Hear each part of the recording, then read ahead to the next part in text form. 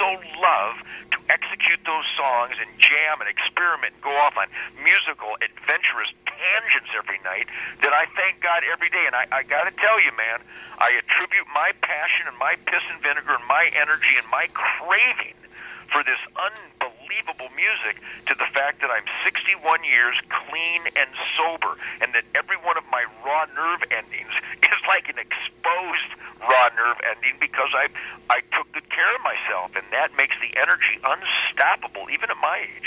Absolutely. I mean, you couldn't do what you do if you were not clean and sober. No, and God bless the guys who haven't been.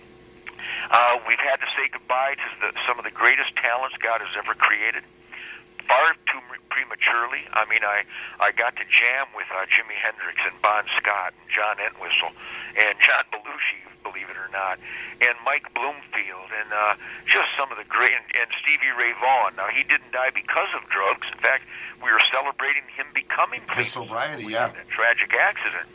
But there's other guys out there, I won't mention any names, because I feel so bad for them, where the drugs and the alcohol and even the tobacco, some of the guys that smoke like a chimney, I mean, that's poison, man. That's not a Ted Nugent opinion.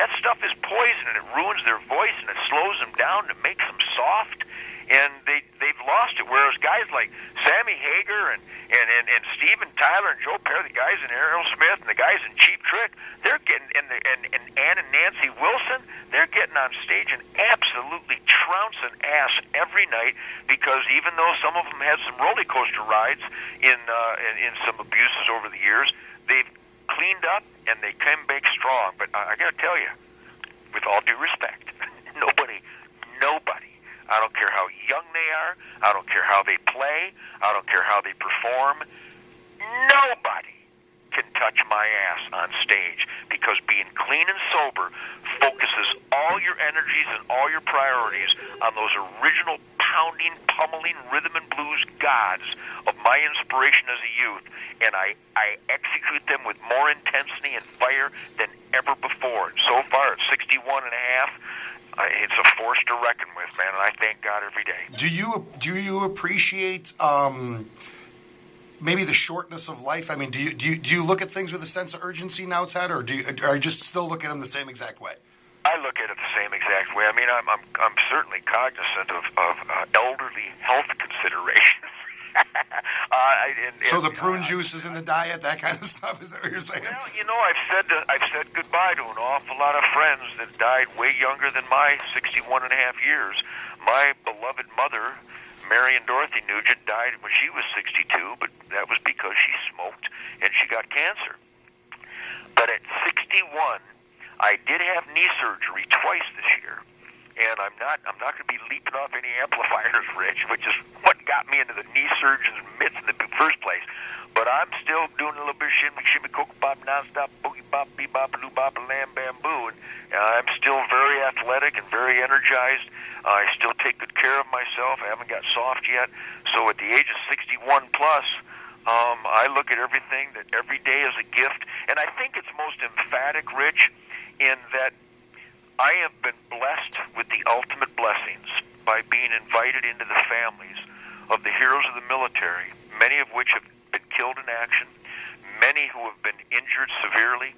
I do charity work for the wounded warriors of the military constantly, and even more profound than that, to remind me how to value my health and value my gift of life every day.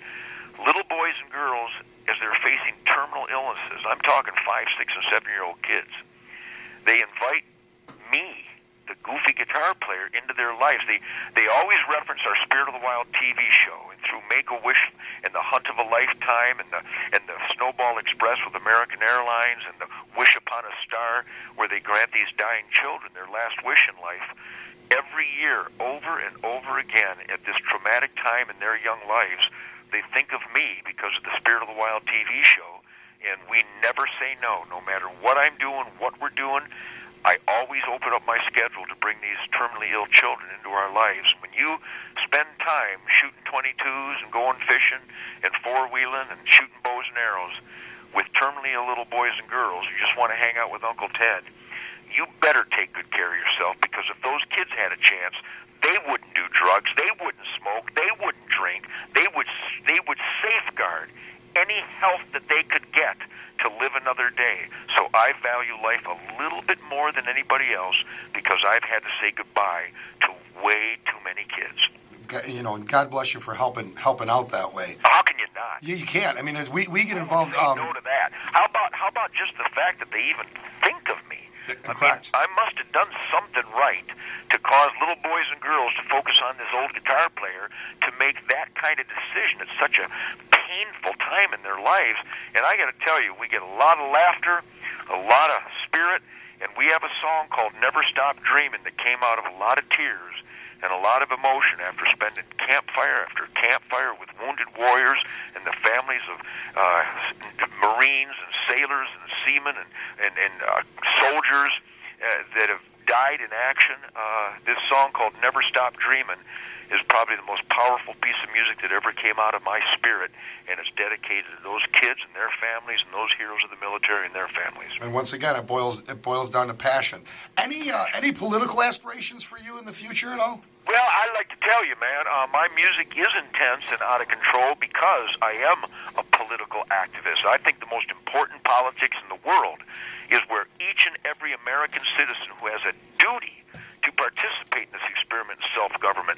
I am driven to monitor and be suspicious of my government every day.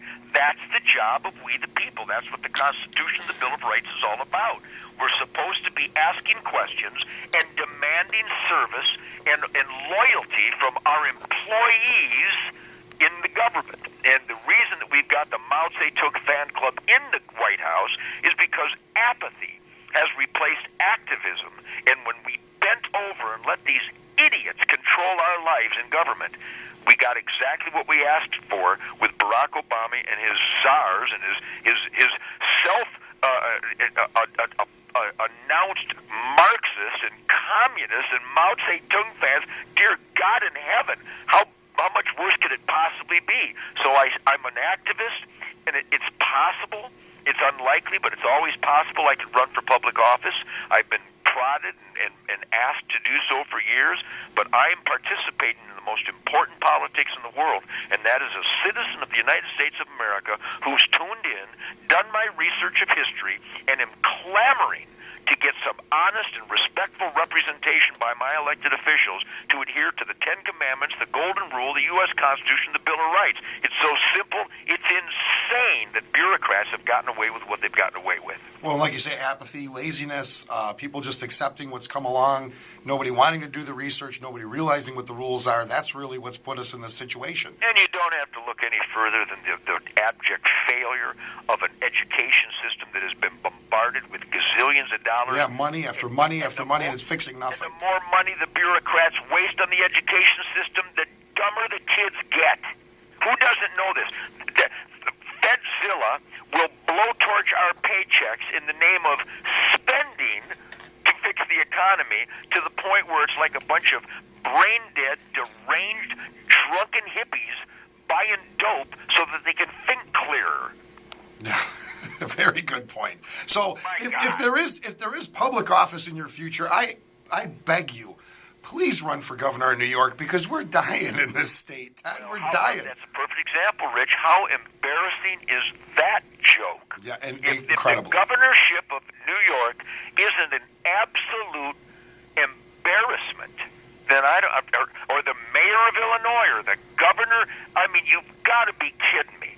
Bureaucrats are out of control. And it's funny, too, Ted. We continue what's going on now, and we clean out the incumbents who are so corrupt and so arrogant and have no accountability, and New York reeks of it. So I beg every New Yorker and every New Englander, let's take this country back by we the people, monitoring our employees in government, and if they're not performing excellent, get rid of them. Exactly. It's that simple. If you have a staff that works for you, I have people that work for me. If you're not doing your job, I have to let you go. Sorry. And Bingo. You know, they're talking about term limits and everything. You got term limits. They're called elections. I mean, all you have to do is... I agree with that. I didn't think anybody thought like me, but Rich, I'm glad to hear someone who says that term limits aren't supposed to be a law. Term limits are about